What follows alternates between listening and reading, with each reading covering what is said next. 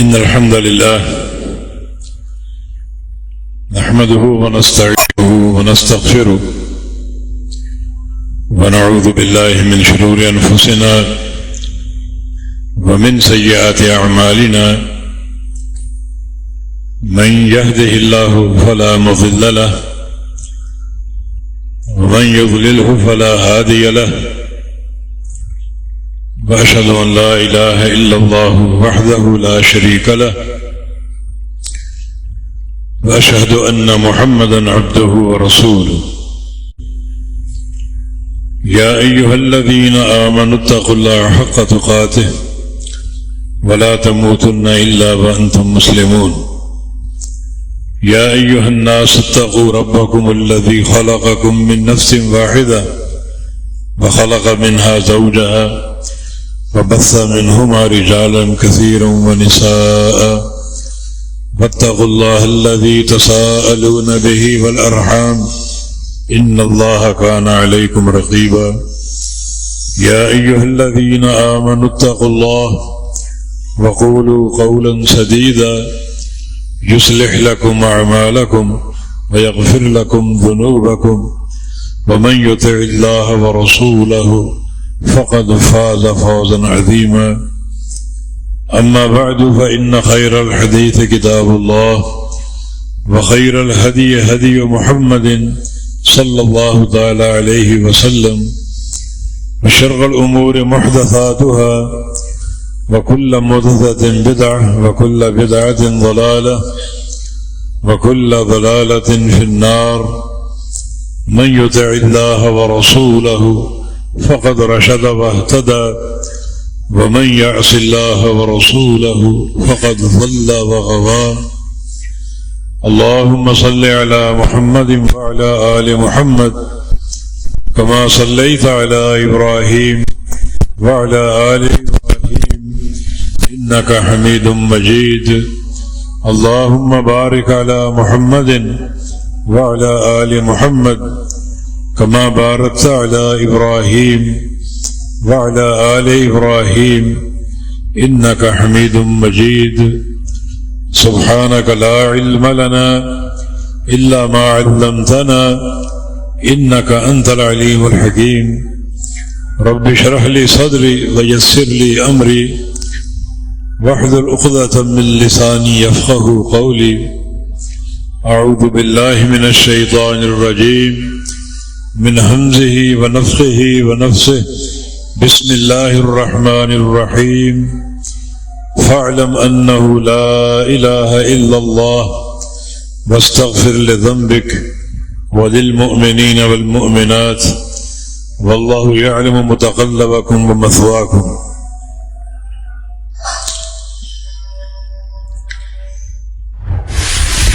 حدیث سے یہ بات ثابت ہوتی ہے کہ اللہ تعالیٰ اور اس کے رسول کی نافرمانی چاہے ایک فرد کی طرف سے ہو وہ زمین و آسمان پر ایک بوجھ ہوتا ہے. اللہ تعالیٰ کی غیرت کو للکارتا ہے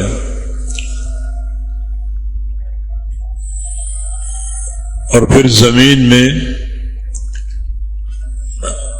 مختلف عذابوں کی شکل میں فتنہ اور فساد بپا ہوتا ہے. نبی علیہ السلام کا فرمان ہے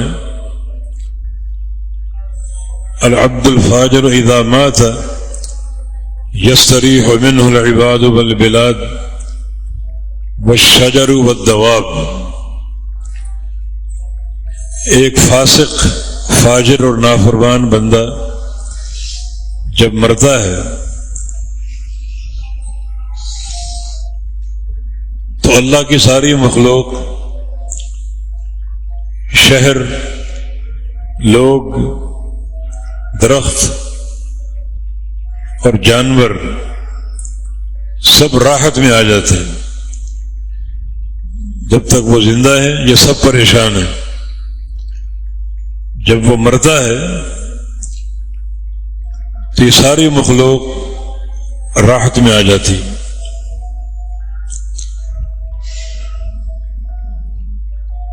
پھر جرائم اور گناہوں کے بہت سے مراتب ہیں،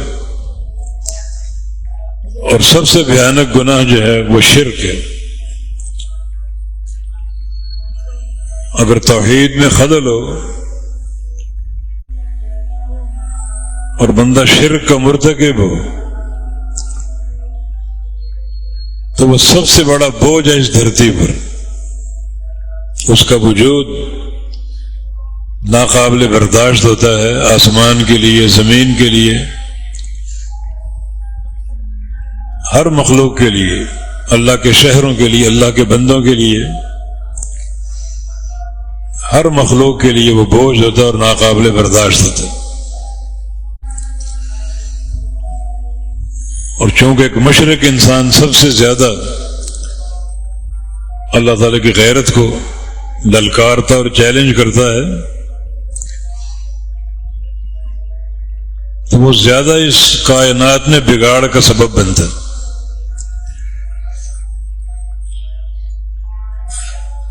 ایک مشرک کا وجود بھی خطرناک ہے، اور چاہے جائے کہ قدم قدم پر شرک کے اڈے ہوں، شرک کی درگاہیں ہوں، غیر اللہ کو سجدے ہوں، قبروں کے طواف ہوں، اور قبروں پر دیے جلائے جاتے ہوں، چادریں چڑھائی جاتی ہوں، تو کس قدر یہ بوجھ ہے پوری کائنات کے لیے۔ ظہر الفساد فی البر والبحر بما کسبت ایدی الناس، بر و بحر میں اگر فساد پیدا ہوتا ہے، بگاڑ آتا ہے، تو وہ لوگوں کی اپنی کمائی ہوتا ہے، لوگوں کا کسب۔ کوئی بھی بگاڑ ہو، فتنہ یا فساد ہو، اس کی ابتدا اللہ تعالی سے نہیں ہوتی، لوگوں سے ہوتی۔ اللہ تعالیٰ ظلم نہیں کرتا، اللہ تعالیٰ عدل کرتا۔ وما ربک بظلام للعبید یا عباد انی حرمت الظلم علی نفسی وجعلتہ بینکم محرما فلا تظالموا، اے میرے بندو، میں نے اپنے اوپر ظلم کو حرام کر لیا ہے، تم پر بھی حرام کر دیا، ظلم نہ کرو۔ اللہ ظلم نہیں کرتا۔ تو جو بھی فتنہ ہوگا، بگاڑ ہوگا، خلل ہوگا، فساد ہوگا، امراض ہوں گے، کاروباری گھاٹے ہوں گے، معاشی اور معاشرتی بدحالی ہوگی، اس کا آغاز خود بندے کرتے ہیں، اللہ تعالیٰ نہیں کرتا۔ رحمتی سابقت غضبی، میری رحمت میرے غصے سے پہلے اپنے بندوں کے ساتھ رحمت کا معاملہ کرتا ہوں۔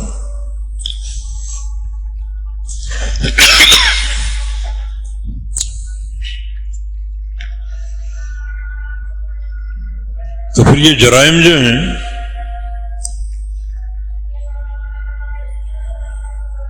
بہت بڑا ثقل اور بوجھ ہے، یہ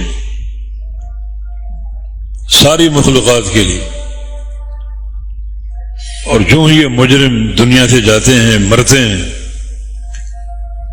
تو دنیا کو راحت نصیب ہوتی رہتی ہے۔ اس قوم کو یہ بات نوٹ کر لینی چاہیے کہ ہمارا نجات دہندہ عقیدہ توحید ہی ہے بس، باقی معصیتیں قابل برداشت ہو سکتی ہیں، لیکن توحید کا خلل کسی قیمت قابل برداشت نہیں۔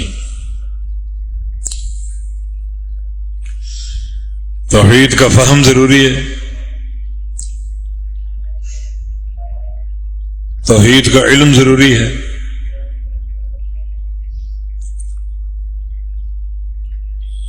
اور شرک سے بچاؤ انتہائی ضروری ہے اگر چاہتے ہو کہ اللہ تعالیٰ کی طرف سے امن، سلامتی، حفاظت حاصل ہو۔ ہمارا وطن پورا اس وقت ڈوبا ہوا ہے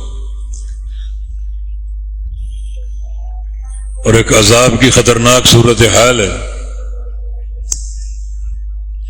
یہ آغاز ہماری طرف سے ہی ہے، ہماری حرکات، ہمارے معاملات، ہمارے عقیدے سب مل کر اس بگاڑ کا سبب بنتے ہیں۔ اللہ تعالیٰ عذاب دیتا ہے، اس کے عذاب کی دو صورتیں ہیں۔ ایک اس کی پکڑ پوری قوم کو لپیٹ میں لے لیتی، کوئی بچتا ہی نہیں۔ قوم عاد، قوم سمود، قوم لوط، نہ ان کا کوئی مرد بچا، نہ بچہ، نہ بوڑھا، نہ عورت، اللہ نے سب کو تباہ کر دی۔ یہ عذاب کی خطرناک صورتحال۔ اور عذاب کی دوسری صورت یہ ہے کہ اللہ کچھ بندوں کو پکڑتا ہے اور باقی بندوں کو ڈھیل دیتا ہے۔ جن کو ڈھیل دیتا ہے ان کے لیے ایک موقع ہے رجوع کا، توبہ کا، اللہ تعالیٰ کی طرف لوٹنے کا، لعلہم یرجعون، تاکہ اب بھی لوٹ آئیں۔ اس کی ایک صفت حلم ہے، بردباری اور حلم، تحمل، ڈھیل دینا، تاکہ میرے بندے اس ڈھیل سے فائدہ اٹھائیں۔ جو ڈوب گئے، ہلاکت کا شکار ہو گئے، انہوں نے یہ عذاب چکھ لیا، اور جو زندہ موجود ہیں ان کے لیے ڈھیل ہے، سوچنے کا موقع، سمجھنے کا موقع، رجوع کا موقع۔ اب بھی اگر رجوع الی اللہ نہ ہو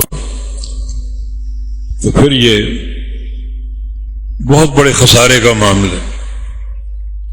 وَأُمْلِي لَهُمْ إِنَّ كَيْدِي مَتِينٌ، جب ڈھیل دیتا ہوں اور بندے پلٹ کر نہ آئیں، انابت اور توبہ کا راستہ اختیار نہ کریں، تو پھر میری پکڑ بڑی شدید اور ہولناک ہوگی۔ ضرورت سب سے زیادہ عقیدہ توحید کے فہم کی، جو اللہ کی رضا کی اساس ہے اور اس کی محبت کی بنیاد ہے۔ یہ دیوان لا یغفر،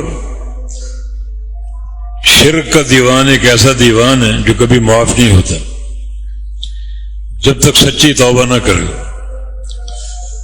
اور دیوان لا یعبأ بہ، ایک دیوان گناہوں کا ہے۔ اگر توحید سلامت ہو تو اللہ تعالی گناہوں کے دیوان کی پرواہ نہیں کرے گا۔ توحید کی سلامتی ان گناہوں کی بخشش کا باعث بن جائے گی۔ اللہ یہ کہ گناہ اتنا سنگین ہے کہ اللہ کی مشیت اس گناہ پر عذاب دینے کا تقاضا کرتی ہے تو عذاب ملے گا، مگر توحید کی برکت سے عذاب دائمی نہیں ہوگا، عارضی ہوگا، بالآخر چھٹکارا پا جائے گا اور جنت کا داخلہ حاصل ہو جائے گا۔ تو اس آیت مبارکہ میں فَاعْلَمْ أَنَّهُ لَا إِلَهَ إِلَّا اللَّهُ، جان لو لا الہ الا اللہ کو۔ امام بخاری رحمہ اللہ نے اس پر جو باب قائم کیا، العلم قبل القول والعمل، ہر قول سے پہلے اور ہر عمل سے پہلے علم ہے، اور یہ دلیل پیش کی فَاعْلَمْ أَنَّهُ لَا إِلَهَ إِلَّا اللَّهُ۔ لا الہ الا اللہ ایک قول ہے، ایک کلمہ ہے، اس کلمے کو جان لو، واستغفر لذنبک، اور پھر اپنے گناہوں سے استغفار کرو، یہ ایک عمل ہے۔ تو ہر قول اور عمل سے قبل علم ہے۔ یہ آیت کریمہ علم کی فضیلت کی بڑی زبردست دلیل ہے۔ سفیان بن عیینہ رحمہ اللہ بہت بڑے محدث تھے، فرمایا کرتے تھے کہ فضیلت علم میں یہ آیت کریمہ بہت بڑی دلیل. کلمہ لا الہ الا اللہ بھی علم کا محتاج ہے، ہر عمل علم کا محتاج ہے. ضروری ہے کہ اس کی معرفت ہر بندے کو ہو. تو علم ہر شے پر مقدم ہے، ہر قول سے پہلے، ہر عمل سے پہلے. اور لا الہ الا اللہ ایک قول ہے، ایک کلمہ ہے جس کو جانو اور پہچانو، اس کو جاننا ضروری، اس کلمے کی معرفت ضروری. یہ کلمہ کیا ہے؟ یہ کلمہ توحید خالص کی بنیاد. نبی علیہ السلام نماز سے سلام پھیر کر جو دعائیں پڑھتے تھے ان میں 3 بار لا الہ الا اللہ تھا. لا الہ الا اللہ وحدہ لا شریک لہ لہ الملک ولہ الحمد وہو علی کل شیء قدیر. بلکہ فجر اور مغرب کے بعد یہ 10 بار پڑھا کرتے تھے. پھر ایک اور دعا، ایک اور ذکر، لا الہ الا اللہ ولا نعبد الا ایاہ. اور ایک اور دعا، لا الہ الا اللہ مخلصین لہ الدین. یہ 3 دفعہ تکرار لا الہ الا اللہ کا. در حقیقت جو آگے جملے ہیں وہ لا الہ الا اللہ کا معنی ہے، مفہوم واضح کرتے ہیں کہ لا الہ الا اللہ کیا ہے. پہلا جملہ لا الہ الا اللہ وحدہ لا شریک لہ. لا الہ الا اللہ کیا ہے؟ اس کا معنی وحدہ، وہ اکیلا ہے، لا شریک لہ، اس کا کوئی شریک نہیں ہے.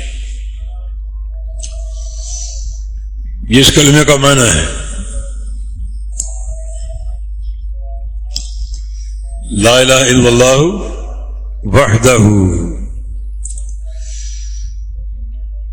لا الہ جو ہے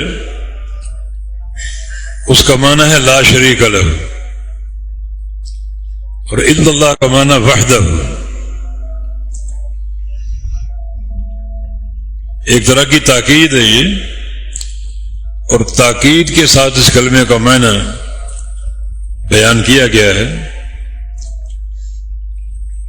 تاکہ آپ کو اور معنی نہ کریں. تبلیغی جماعت میں اس کا معنی کیا کرتے ہیں؟ سب کچھ اللہ سے ہونے کا یقین، غیر اللہ سے کچھ نہ ہونے کا یقین. یہ اس کا معنی نہیں، یہ تحریف ہے، الوہیت کے عقیدے کو مسخ کرنے کے مترادف. یہ کلمہ توحید الوہیت کی بنیاد. خود نبی علیہ السلام اس کا معنی کر رہے ہیں، وحدہ لا شریک لہ، وہ اکیلا معبود ہے، کوئی اس کا شریک نہیں ہے. تو کلمے کی جو ایک معنویت ہے، جو عقیدے کی اساس ہے، اس سے لوگوں کو دور کرنا. پتہ نہیں کیا مقاصد، مذموم مقاصد، جو بھی مقصد وہ بدترین مقصد. اگر انبیاء کی تعلیم سے انحراف ہے، انبیاء کے عقیدے سے انحراف ہے، جو نبی علیہ السلام نے اس کا معنی متعین کیا اس سے انحراف ہے، تو یہ پرلے درجے کی دین سے بغاوت. تو لا الہ الا اللہ وحدہ لا شریک لہ، یہ وحدہ یہ معنی ہے الا اللہ کا، اور لا شریک لہ معنی ہے لا الہ کا. یہ تاکید کے ساتھ کہ معنی یہی اس کا، اور کوئی معنی نہیں. یہ کلمہ توحید الوہیت کی بنیاد ہے. اور دوسرا ذکر کیا ہے؟ لا الہ الا اللہ لا نعبد الا ایاہ. وہی معنی ہے لا الہ الا اللہ. کیا معنی ہے اس کا؟ لا نعبد الا ایاہ، ہم نہیں عبادت کرتے مگر صرف اسی کی. وہی توحید الوہیت، صرف اسی کی عبادت کرتے ہیں، اور کوئی، نہ کوئی نبی، نہ کوئی فرشتہ، نہ کوئی جن، نہ کوئی ولی، نہ کوئی حجر، نہ کوئی شجر، صرف اس کی عبادت کرتے ہیں. تو آپ کا یہ فرمان بھی تفسیر ہے لا الہ الا اللہ کی. اور کوئی معنی مت لینا، یہی معنی اس کا، جو معنی لوگ کریں گے وہ در حقیقت اس عقیدے کے فہم سے آ رہی ہیں۔ لا الہ الا اللہ کا معنی عبادت کے لائق کوئی نہیں، صرف ایک اللہ ہے۔ باقی جو ہمارے وائز گا گا کر کہتے ہیں کوئی مشکل کشا نہیں، کوئی حاجت نہیں، صرف ایک اللہ، کوئی پیدا کرنے والا نہیں، صرف ایک اللہ، یہ اس کا معنی نہیں۔ مشکل کشا کوئی نہیں، حاجت روا کوئی نہیں، پیدا کرنے والا کوئی نہیں، رازق کوئی نہیں، صرف ایک اللہ ہے۔ یہ توحید ربوبیت ہے۔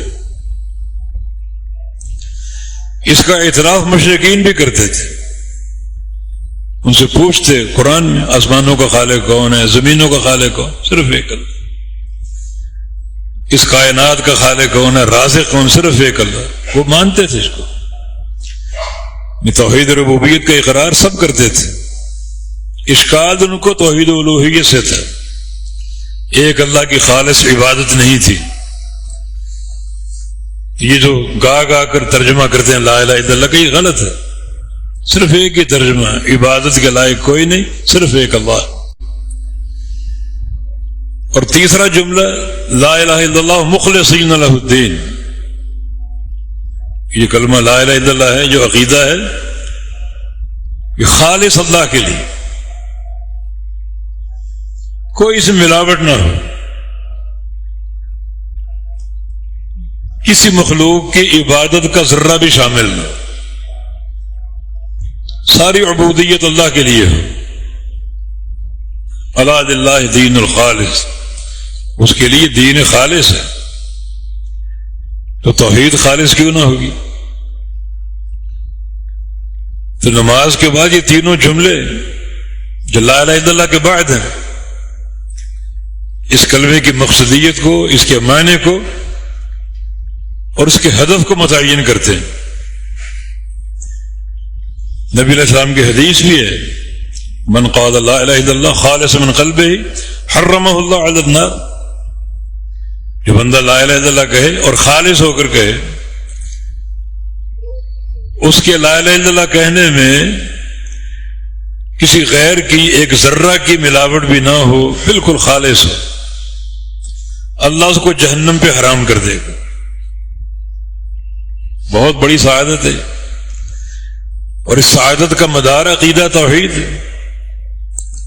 بخاری مسلم کی ایک حدیث ہے، من شاہد انہ لا الہ الا اللہ وان محمدا عبدہ ورسولہ وان عیسی عبد اللہ ورسولہ وابن امتہ والجنۃ حق والنار حق ادخلہ اللہ الجنۃ علی ما کان من العمل۔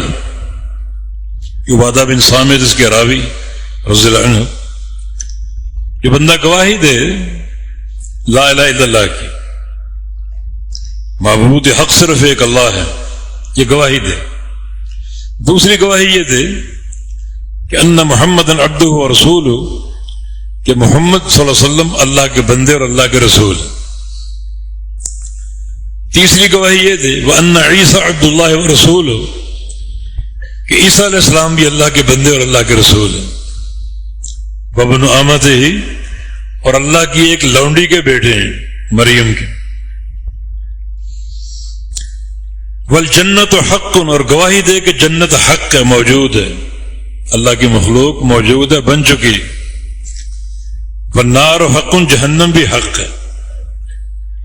جس بندے کے عقیدے میں یہ 5 گواہیاں جمع ہو جائیں، ادخلہ اللہ الجنہ، اللہ اس کو جنت میں داخل کر دے گا، علی ما کان من العمل، عمل جیسے بھی ہوں، اللہ عمل کی پرواہ نہیں کرے گا، بندے کے اس عقیدے کو دیکھے گا کہ بندہ یہ ساری گواہیاں دے رہا تھا،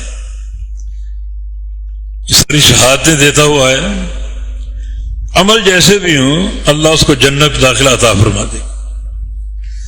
جنت کے داخلے کی 2 صورت، یا تو ابتداءً ایسی اس کی پختہ توحید ہے، ایسی اس کی فکر اور عقیدے کی سلامتی ہے، ایسا یقین ہے، ایسا اخلاص ہے کہ اللہ گناہوں کو دیکھے گا ہی نہیں، اور جنت کا داخلہ ابتداءً عطا فرما دے گا۔ اللہ ہمیں ان میں شامل فرما لے۔ یا پھر اگر جرائم بڑے سنگین ہیں، بدعمالیاں بڑی سنگین ہیں، تو اللہ سزا دے گا، اس کی مشیت، لیکن وہ سزا دائمی نہیں ہوگی، وہ سزا عارضی ہوگی، بالآخر جہنم سے نکالا جائے گا اور جنت کا داخلہ اس کو حاصل ہو جائے گا۔ اب یہاں عقیدے کے خزانے ہیں اس حدیث میں۔ سابقہ دو قوموں سے واسطہ پڑا تھا، یہودی اور عیسائی۔ یہودی عیسیٰ علیہ السلام کو رسول نہیں مانتے تھے، اور عیسائی عیسیٰ علیہ السلام کو اللہ کا بندہ نہیں مانتے تھے، کہتے یہ اللہ ہے، یہ اللہ کا بیٹا ہے، نعوذ باللہ۔ ان دو گمراہ قوموں کی تردید، یہاں انبیاء تو بہت ہیں، ابراہیم علیہ السلام ہیں، یعقوب علیہ السلام، اسحاق علیہ السلام، صالح علیہ السلام، ہود علیہ السلام، مگر یہاں صرف دو انبیاء پر گواہی کا ذکر، ایک محمد الرسول اللہ صلی اللہ علیہ وسلم، گواہی دے کہ اللہ کے بندے اور اللہ کے رسول، کیونکہ رسول اللہ صلی اللہ علیہ وسلم کے بارے میں بھی لوگوں کو عقیدوں میں بڑا خلل ہوگا، کوئی کہے کہ وہ اللہ کا نور ہے، کوئی کہے کہ اللہ کا حصہ ہے، اللہ کا جز ہے، کوئی کہے کہ وہ اللہ ہے جو مستوی عرش تھا خدا ہو کر ادھر پڑا مدینے میں مصطفیٰ ہو کر، کوئی کہتا ہے حیران ہوں مصطفیٰ کو کیا لکھوں، خدا لکھوں یا خدا کا خدا لکھوں، ایسے ایسے عقیدے۔ لیکن وہ تھوڑے بندے جو دنیا سے کٹ کر گواہی دیں کہ محمد صلی اللہ علیہ وسلم اللہ کے بندے اور اس کے رسول ہیں، بڑا لوگ غلوب کریں گے آپ کے بارے میں۔ جو بندہ اس غلوب سے بچ گیا اور اس عقیدہ صافیہ کو اپنا لیا کہ اللہ کے بندے اور اللہ کے رسول، کیونکہ آپ کے بارے میں لوگ بڑا غلوب کریں گے، یہاں تک کہیں گے کہ وہ جو ذات احد ہے اللہ، ان الف ہا اور دال تین حروف، وہ ذات احمد میں جو اللہ کا رسول ہے روح پوش ہے۔ احمد کے 4 حروف ہیں، احد کے 3 حروف ہیں، وہ 3 حروف والا ان 4 حروف والے کے اندر روح پوش ہے۔ ایسے ایسے عقیدے مجرمانہ، انہی عقیدے بیان کرتے ہوئے ڈر محسوس ہوتا ہے کہیں چھت نہ گر جائے، آسمان نہ گر جائے۔ ساتھ ساتھ ہم یہ کہہ دیں گے کہ جس نے یہ عقیدے بنائے ہیں، اشعار بنائے ہیں، ساری مخلوقات کے برابر اس پر اللہ کی لعنت ہے، لیکن جو بندے وہ تھوڑے سے ہیں، اس انحراف سے نکل جائیں اور اللہ کے رسول کے بارے میں عقیدہ بنا لیں کہ وہ اللہ کے بندے ہیں اور اللہ کے رسول، نہ وہ نور ہیں نہ اللہ کا جز ہیں، نہ وہ اللہ ہیں، اس عقیدے کو اپنا لیں اور عیسیٰ علیہ السلام کے بارے میں عقیدہ رکھے وہ اللہ کے بندے اور اس کے رسول۔ عیسائی ان کو اللہ کا بندہ نہیں مانتے تھے، اللہ کا بیٹا مانتے تھے، پوری عیسائیت کا رد۔ یہودی ان کو اللہ کا رسول نہیں مانتے تھے، طرح طرح کے الزام اور اتہام ان پر عائد کرتے تھے، تو پوری یہودیت کا رد ہے، یہودیت کا رد کر دے، عیسائیت کا رد کر دے اور اس بابرکت عقیدے کو اپنا لے۔ عیسیٰ اللہ کا بیٹا نہیں ہے، نہ ہی وہ اللہ ہے، بلکہ اللہ کا بندہ، اللہ کا رسول اور ابن امت ہی، اس کی ایک لونڈی کا بیٹا ہے۔ وہ لونڈی مریم علیہ السلام، ان کی والدہ، بغیر باپ کے پیدا ہوئے تھے۔ یہ شہادتیں دے، لیکن جو سب سے مقدم شہادت وہ توحید کی، من شاہدہ انہ لا الہ الا اللہ، جو گواہی دے لا الہ الا اللہ کی۔ یہ گواہی کب معتبر ہوگی؟ جب لا الہ الا اللہ کے تینوں معنی جو اللہ کے نبی نے بتائے ان کو قبول کرے، لا الہ الا اللہ وحدہ لا شریک لہ، اور لا الہ الا اللہ لا نعبد الا ایاہ، اور لا الہ الا اللہ مخلصین لہ الدین۔ ان تینوں بنیادوں پر اس کلمے کو مانے اور گواہی دے، پھر بقیہ گواہیاں، جنت حق ہے، جہنم حق ہے، حق ہونے کے دو معنی ہیں، ایک جنت اور جہنم، ان کا علم جو کتاب و سنت نے دیا وہ حق ہے. دوسرا معنی یہ موجود ہے، اللہ پیدا کر چکا، آخرت کی ہر چیز بن چکی، جنت بھی جہنم بھی، جنت کی نہریں، جنت کے میوے، باغات، حوریں، جہنم کی آگ، حوض کوثر، پل صراط، ہر چیز بن چکی، میزان، ہر چیز بن چکی.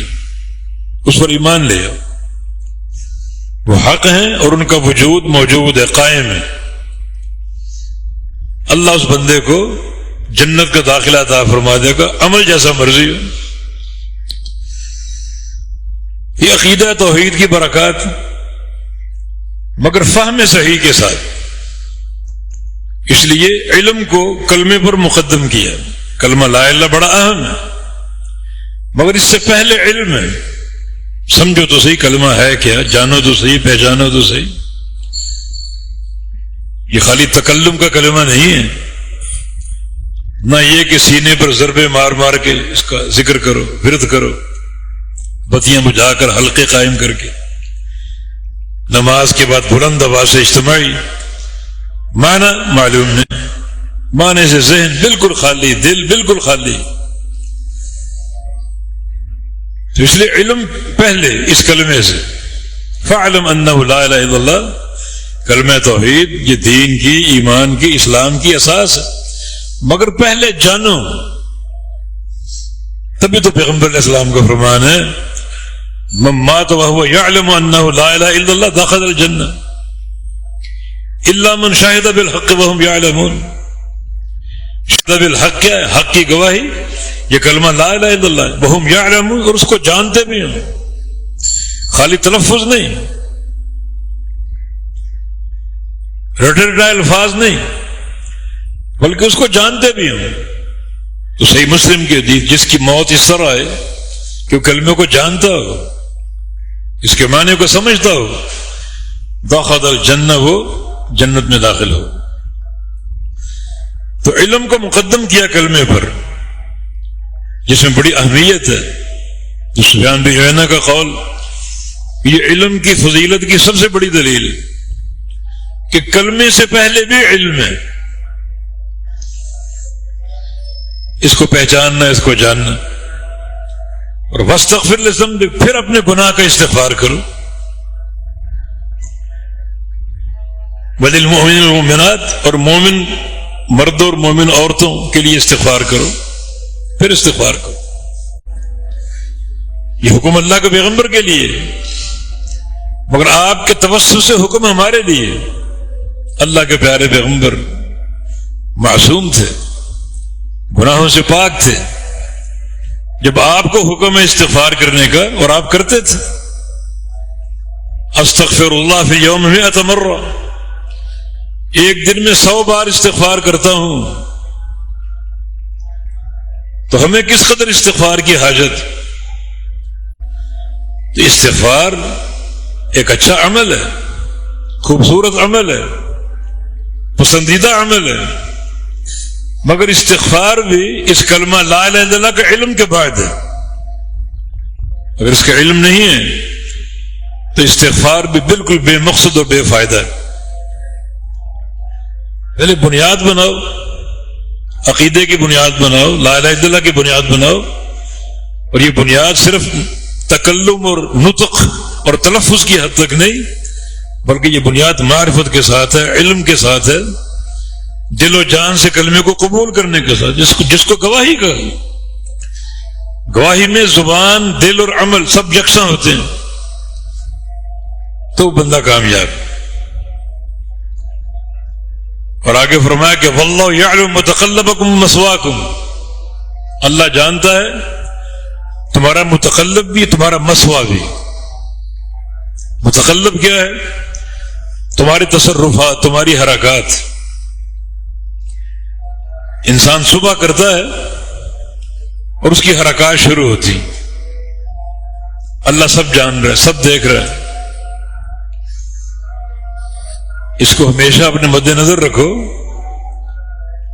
ہماری ساری حرکات اللہ تعالیٰ کی نگرانی میں، اللہ دیکھ رہا ہے، اللہ جانتا ہے. تمہارا متقلب صبح کرتے ہو، کوئی کاروبار کے لیے جا رہا ہے، کوئی ڈیوٹی پر جا رہا ہے، اللہ دیکھ رہا ہے کاروبار حلال کا ہے یا حرام کا ہے، ڈیوٹی پر جائے رشوت تو نہیں لیتا، رشوت خور تو نہیں، ہر چیز دیکھ رہے۔ اگر تم یہ حقیقت جاننے کے باوجود گناہ کرو گے تو بڑی دیدہ دلیری ہے، یہ اللہ دیکھ رہا ہے اور تم گناہ کر رہے ہو، اللہ کی پکڑ کا خوف نہیں۔ تو اللہ تمہارے متقلب کو جانتا ہے، تمہارے تصرفات کو، تمہاری حرکات کو۔ نبی علیہ السلام کی ایک حدیث صحیح مسلم میں، کل الناس یغدو فبائع نفسہ فمعتقها او موبقها، ہر بندہ صبح کرتا ہے اور صبح کے بعد اپنے آپ کو بیچتا ہے۔ کوئی اس طرح بیچتا ہے کہ اپنے آپ کو جہنم میں گرا دیتا ہے، اور کوئی اس طرح بیچتا ہے کہ اپنی گردن جہنم سے آزاد کر لیتا ہے۔ یعنی کوئی بندہ اس کا متقلب نیکیوں کے ساتھ ہے، اعمال صالحہ کے ساتھ ہے، وقت اور نماز کی ادائیگی، عقیدے کی معرفت کا شوق، صالحین سے ملنے کا شوق، رزق حلال کا کسب، ہر چیز نیک ہے، شریعت کے مطابق ہے۔ یہ بندہ رات کو لوٹتا ہے اپنی گردن کو جہنم سے چھڑا کر اور جہنم سے آزاد کر کے۔ اور کچھ بندے ان کا متقلب جو ہے وہ گناہوں کی صورت میں، رشوت خوری بھی ہو رہی ہے، حرام خوری بھی ہو رہی ہے، اہل بدعت سے محبتیں ملاقاتیں بھی ہو رہی ہیں، اس مذموم سیاست کی خاطر دین بیچا بھی جا رہا ہے، کوئی پرواہ نہیں، عقیدے کا سودا ہو جائے، دین کا سودا ہو جائے، توحید بگڑ جائے، کرسی مل جائے، اللہ جانتا، سب دیکھتا ہے۔ تو ہر شخص یہ صبح کرتا ہے، کوئی شام تک نیکیاں کر رہا ہے اور کوئی شام تک گناہ کر رہا ہے۔ گھر واپس لوٹتے ہیں جب یہ گردن جہنم سے آزاد ہو چکی ہوتی، جنت میں داخل ہو چکا ہوتا ہے، اور یا پھر وہ جہنمی بن کر لوٹتا ہے۔ یہ فرمان کافی نہیں ہمیں جھنجھوڑنے کے لیے۔ کل الناس یغدو، یہ صبح ہر بندہ کرتا ہے، یہ صبح ہر بندے پر ہوتی ہے۔ صبح کے بعد آپ کے معاملات، حرکات شروع ہوتی ہیں، خواہ آپ گھر میں ہوں، باہر ہوں، کاروباری مرکز میں، جہاں بھی ہوں، سفر ہو، حضر ہو، متقلب موجود ہے، اور اللہ جانتا ہے، ایک ایک حرکت کو جانتا ہے۔ اور پھر مثواکم، تمہاری جائے استقرار کو بھی جانتا ہے، تمہارا ٹھکانہ کیا؟ رات، دن گزر گیا، رات آ گئی، ٹھکانے پہنچ گئے، تو اللہ کی نگرانی سے باہر نہیں ہو۔ اب رات تم کیا کرتے ہو؟ تمہاری جائے استقرار کیا ہے؟ تمہارا ٹھکانہ کیا ہے؟ ٹھکانے میں کیا عمل ہو رہے ہیں؟ اللہ وہ بھی جانتا ہے۔ تو دن بھی اس کے سامنے، رات بھی اس کے سامنے۔ مسوا کا ایک معنی، متقلب اور مسوا کا ایک معنی عبداللہ بن عباس سے منقول ہے۔ متقلب سے مراد پوری دنیا کی زندگی، اس میں رات بھی، دن بھی، سونا جاگنا، ہر چیز ہے، سارے معاملات ہیں۔ مسوا سے مراد مرنے کے بعد جو ٹھکانہ بندے کا، ٹھکانہ قبر ہے، پھر قبر بھی ہمیشگی نہیں ہے، برزخی زندگی ختم ہو جائے گی، پھر آخرت ہے، وہاں بھی ٹھکانہ حاصل ہوگا۔ وہ ٹھکانہ اللہ کے علم میں۔ محدثین، سلف صالحین یہ بات پڑھ کر، سن کر کپ کپا اٹھتے تھے کہ فیصلے ہو چکے ہیں۔ نبی علیہ السلام کے ایک صحابی رو رہے، پوچھا کیوں رو رہے ہو؟ کہا کہ نبی علیہ السلام ایک بار آئے، ایک کتاب اس طرح اوپر کی، فی اسماء اہل الجنہ، اس کتاب میں سارے جنتیوں کے نام ہیں۔ ایک اور کتاب دکھائی، اس میں سارے جہنمیوں کے نام ہیں۔ مانا فیصلے ہو چکے، مجھے پتہ نہیں میرا نام کس کتاب میں، اس کتاب میں یا اس کتاب میں۔ یہ مسوا، جو بھی آپ کا ٹھکانہ ہے، وہ موت کے بعد قبر کی صورت میں ہو یا قیامت قائم ہونے کے بعد میدان محشر میں ہو، قیامت کے فیصلے ہوں، اللہ سب جانتا ہے، متقلب بھی جانتا ہے، مثویٰ بھی جانتا ہے۔ اگر یہ فرمان آپ کے سامنے ہے تو پھر اپنے متقلب کو اچھا بنانے کی ضرورت ہے یا نہیں؟ اور اچھائی کی اساس جو ہے وہ توحید کی معرفت ہے۔ انبیاء کرام کی دعوت کا نقطہ آغاز ہے قولوا لا الہ الا اللہ۔ جرائم بے تحاشا ہیں، مگر سب سے بڑا جرم شرک ہے۔ اس سے بیداری کا اظہار کرو، اعلان کرو، باقی جرائم اللہ تعالیٰ خود دور کر دے۔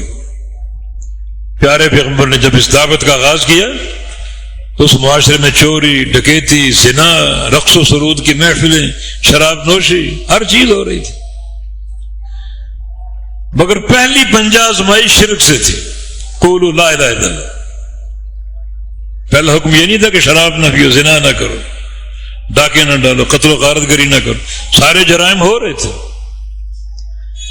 قولوا لا الہ الا اللہ، پہلے رب تعالیٰ کی معرفت، اور معرفت بھی الوہیت کی صورت میں، ربوبیت سب مانتے تھے۔ مشرکین مکہ کیا ان کا تلبیہ تھا؟ ابو جہل بیت اللہ کا طواف کرتا تھا اور لبیک اللہم لبیک لا شریک لک لبیک، یہاں تک اس کا تلبیہ بالکل درست ہے کہ اے اللہ میں حاضر، تیرا کوئی شریک نہیں۔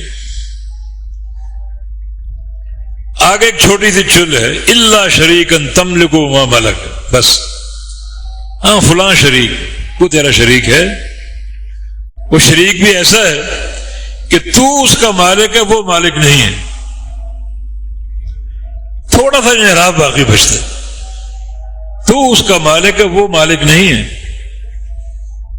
یہ ابو جہل کا عقیدہ، اور آج عقیدے دیکھ لو، اللہ تعالیٰ کی ناراضگی کا کیوں نہ لوگ نشانہ بنے؟ بدعقیدگی میں ابو جہل کو کراس کر کے، اس کا انحراف ایک نقطے کا تھا، لا شریک مان رہا اللہ تعالیٰ کو، اور یہاں لوگوں نے شرکاء بنا رکھی، قدم قدم پر درگاہ ہے، قدم قدم پر پوجا کے مرکز، دیے جلائے جانا، چادریں چڑھائے جانا، امیر ہو، وزیر ہو، کبیر ہو، رئیس ہو، سب اس میں ملوث۔ پھر یہ قوم اللہ کی وعید کا نشانہ کیوں نہ بنے جب ایسے بھیانک جرائم ہو؟ تو اللہ تعالیٰ نے یہ فَاعْلَمْ أَنَّهُ لَا إِلَهَ إِلَّا اللَّهُ ہمیں رجوع کا موقع دیا ہے کہ اس کلمے کا علم لے لو۔ اس سے جو پچھلی آیت ہے وہ کیا ہے؟ هَلْ يَنظُرُونَ إِلَّا السَّاعَةَ، یہ لوگ کس چیز کا انتظار کر رہے ہیں؟ قیامت کا، أَن تَأْتِيَهُمْ بَغْتَةً، کہ وہ اچانک آ جائے، ان کو دبوچ لے، کس چیز کا انتظار کر رہے ہیں؟ فقط جاء اشراطها، قیامت کی علامتیں نہیں دیکھ رہے؟ نبی اسلام کی بعثت قیامت کی پہلی علامت، مانا قیامت قریب ہے۔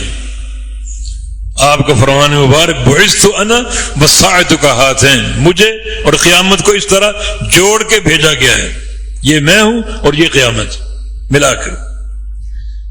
تو علامت ظاہر ہو چکی قیامت کی، اب علامتیں اور بڑھتی جا رہی ہیں، ان کا مشاہدہ کر رہے ہیں۔ تو اللہ تعالیٰ کا فرمان، یہ کس چیز کا منتظر؟ قیامت کے، اچانک آ جائے۔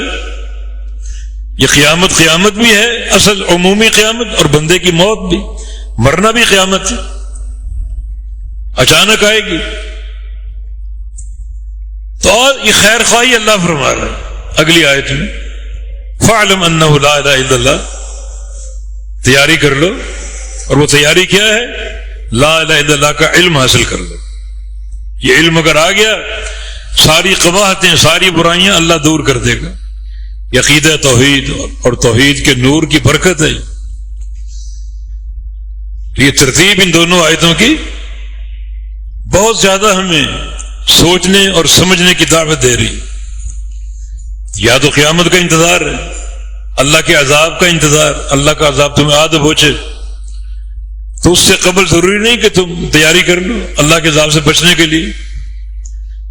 تیاری کیا ہے؟ فاعلم انہ لا الہ الا اللہ واستغفر لذنبک، اس کلمے کو پہچان لو، اس کی معرفت حاصل کر لو نفی اور اثبات کی بنیاد پر، ان معانی کے ساتھ جو اللہ کے نبی نے بیان کیے، وہ معانی نہیں جو لوگ بیان کرتے ہیں جس میں توحید و الوہیت سے کھلم کھلی بغاوت ہے. ان کے اپنے مضمون مقاصد ہیں، کیا چاہتے ہیں، لیکن معنی وہی جو اللہ کے نبی نے بیان کر دی. یہ ایک رجوع کا موقع ہے، اللہ کے عذاب سے بچاؤ کا موقع کہ فاعلم انہ لا الہ الا اللہ، اور پھر واستغفر لذنبک، اس کلمے کا علم لے لو، پھر استغفار کرو، پاک صاف ہو جاؤ ظاہر و باطنا، اور پھر ایک نئی زندگی شروع کرو عقیدے کی صحت کے ساتھ، عمل کی سلامتی کے ساتھ. خبردار اللہ جانتا ہے تمہارا متقلب، تمہارا مسوا، تمہاری حرکات، تصرفات، شب و روز کے سارے اعمال. اور پھر سب سے بڑی جو ایک یہاں وعید کا ایک معاملہ ہے، تمہارا متقلب، تمہارا ٹھکانہ مرنے کے بعد کہاں جاؤ کہ ہمیں معلوم ہے. یہ بات کافی نہیں ہے تمہارے ایک افسوس کے لیے، غم کے لیے، پریشانی کے لیے کہ ہمارے بارے میں فیصلہ ہو چکا، ہمارا نام کس کتاب میں، اہل جہنم میں یا اہل جنت میں. اس کا تقاضا تو یہ ہے کہ ہم اللہ تعالیٰ کی طرف رجوع کر لیں، اس کے اواب بندے بن جائیں، اس کی طرف انابت کریں، اس ذات سے تعلق جوڑ لیں. یہ اس کا تقاضا ہے. تو تقاضے کی بنیادیں بیان ہو گئیں جن کا فہم ضروری ہے اور ان کو اپنانا ضروری. اللہ پاک توفیق عطا فرما دے. جو اس وقت ہمارے وطن کی صورتحال ہے، اللہ یہ عذاب سارے ٹال دے. املاک، مویشی، بڑی تباہیاں پھیلی ہوئی ہیں. پچھلے ہفتے ہم پنجابی کے بعض علاقوں میں تھے، بڑی تباہیاں. اللہ تعالیٰ سلامتی اور عافیت دے دے، اللہ تعالیٰ حفاظت کرے، اور اللہ ہمیں رجوع کی توفیق دے، توحید خالص سمجھنے کی توفیق دے. یہ عقیدہ ہی نجات دہندہ ہے اور کوئی چیز نہیں. سبحان ربک رب العزت عما یصفون وسلام علی المرسلین والحمد للہ رب العالمین.